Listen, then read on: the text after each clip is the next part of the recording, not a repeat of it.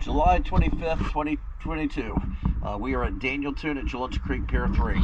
We have got her cleaned up. Here's a little look at the water line. Keep in mind, 2 weeks from now, it will not look this nice.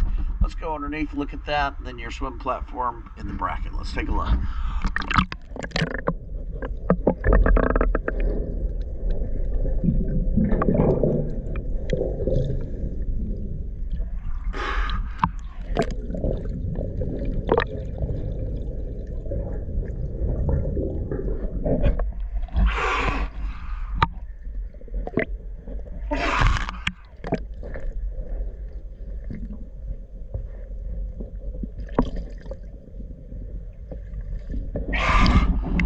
Paint job looks really nice. It's doing a good job holding up. Let's look at your outboard bracket.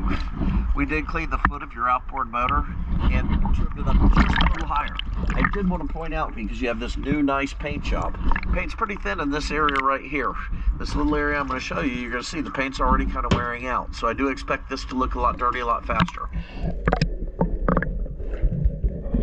Thank you for getting new bottom paint. It's great. Appreciate you using DS Diving. Bye-bye.